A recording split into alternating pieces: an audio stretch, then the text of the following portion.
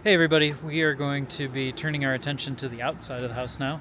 And so I'm going to be working on pruning a tree, and Emma is going to be cutting back some hydrangeas just to get them ready for the season. Hopefully we have some beautiful blooms. So I'm going to take a quick video showing the before, and then I'm going to cut to some action shots, and then we'll go from there. Hey Emma.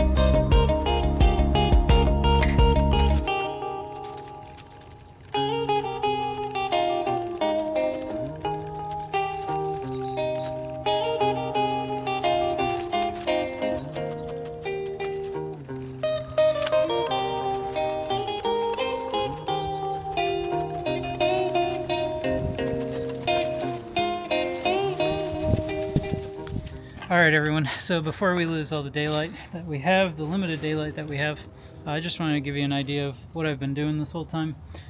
So if you're an arborist and do this for a living and I've been absolutely butchering this tree, please let me know. Additionally, if I am demonstrating the techniques and whatnot, let me know. So what I've been going for the most part, come on Emma, come on.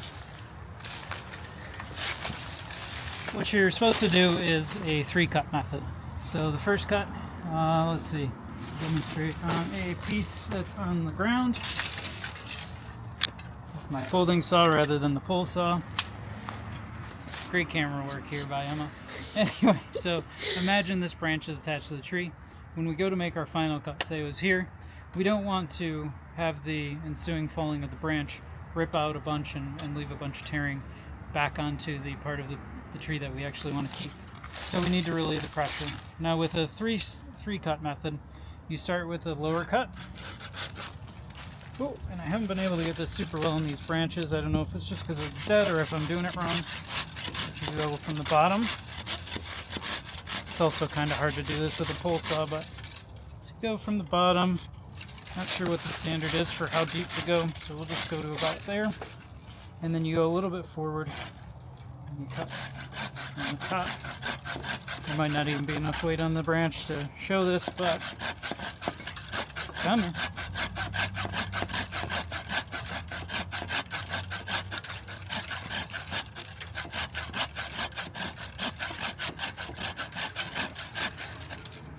Yeah, it's just going to make me cut all the way through.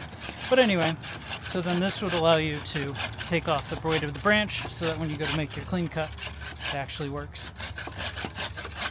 I don't know why I'm still cutting that. But anyway. I was gonna ask. So, the next part I wanted to show is where I'm cutting for that final cut to make sure that we're getting, we're not getting into the healthy wood of the tree. I noticed that these ones are here. They're both really close to each other, and it might be okay. They're looking a little rough up at the top, so it's a bad demonstration just because of how tight they are together. I would probably try to just get one of them, but let's see. And if I was going to choose one, it would probably be the top one, but yeah, they're pretty tight, so we're just going to cut them both. So, come here. Get that branch out of the way. And so when I'm cutting, Emma, if you can zoom in a little bit, we want to make sure we're not getting too close to the trunk. We're also not getting too far. So I'm going to start by relieving that pressure. Because I'm working up high, I'm not going to do that 3-cut method. If it even works, it's just difficult to get the pole saw upside down and do it. So I'm cutting a good away from where my final cut's going to be.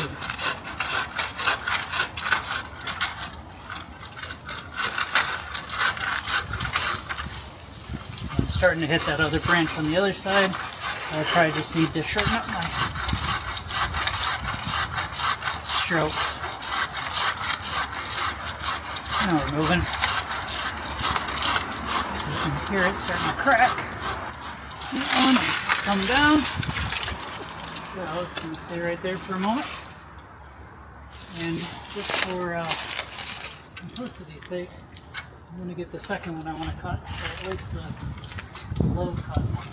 So what makes you want to cut that branch? So it's really tight to some of the other bigger branches, so they're going to compete with one another. Good question, Emma. I'm a terrible camera person. That's alright, as long as you're getting it for the most part. I just realized I wasn't on it at all. So. For any of it? I think most of it I was, but just now I wasn't. That's fine. Alright.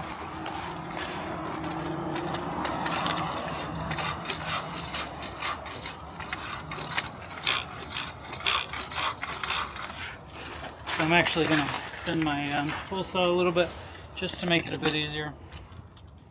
This pole saw is a little bit old, probably not the best cared for, but it's doing the job for now.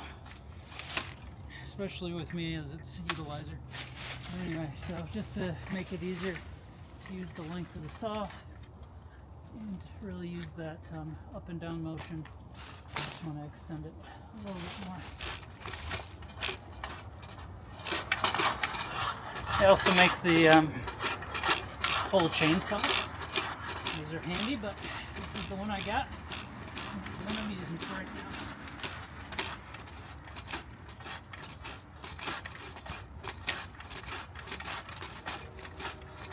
If I'm not mistaken, got all my hands rushed for a second.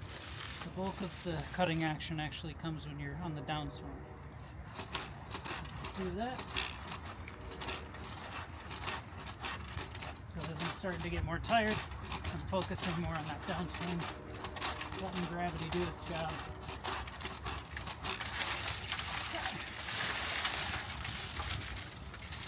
Well, normally you'd want to control it better. But I don't have much rope.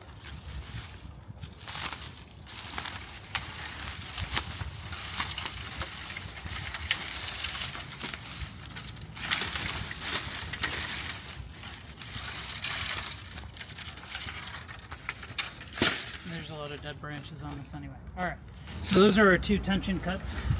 Just again to get that weight off the load so that when we go to cut back at the base, it doesn't fully pull off a bunch of trunk. So now I'm just going to get as close as I can. And so just for demonstration's sake, I'm going to come out here. Let's see. There's a good one. Has a nice demonstration of it. Yeah, there's not many great examples of it, at least to my untrained eye. What are you looking for? Of the branch flare. So when the branch is coming out of the tree, it has a bud, all that jazz, and so it makes this kind of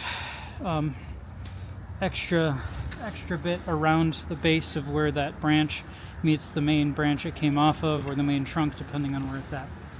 But you really want to make sure that you're not cutting into that that flare, as it's called, not a root flare but a branch flare, and maybe I'm mistaking the terms, but you really want to make sure that you're cutting not into that but as close to it as you can get, so that you're not leaving dead wood on, and that just helps the tree to heal itself. So anyway, I'm going to continue cutting off those last 2 branches, and I'll have Emma come back around.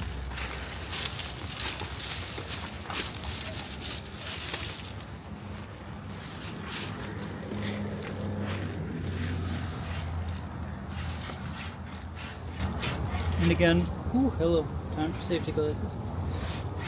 Because my untrained eye can't really figure out where that flare is, I'm just going to be getting as close as I can without going too far. So still leaving a little bit of like a conical shape or a cut off conical shape, and not going for like a long horizontal or vertical cut on the main branch or trunk itself.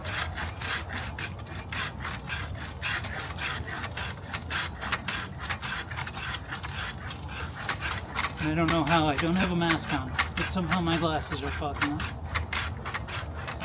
You actually focus on the cutting and not me.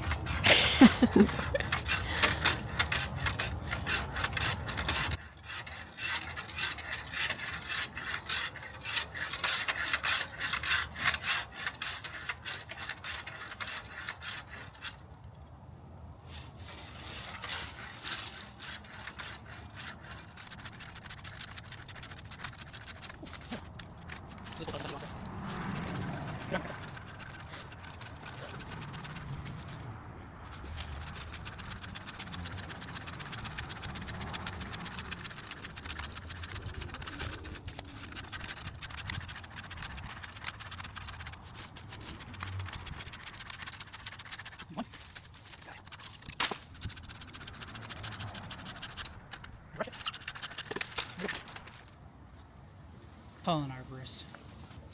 Alright, and so we're getting close to the end of daylight, so I'm just going to take the opportunity to use the loppers a bit. Pretty similar methodology. The only thing I would say is mostly different with the loppers. You're typically not going to have enough weight on the branch that you have to do that relief cut to begin with. So yeah, just make sure you're not going all the way up against that branch flare or whatever it's called. It could be wrong. And yeah, make sure you're getting good clean cuts. And you know, if your loppers are bad or or not sharp or dull is what the word I was looking for. Just maybe cut out a little bit first and then get a little bit closer so that you don't have some pretty major tear out on the main branch. So.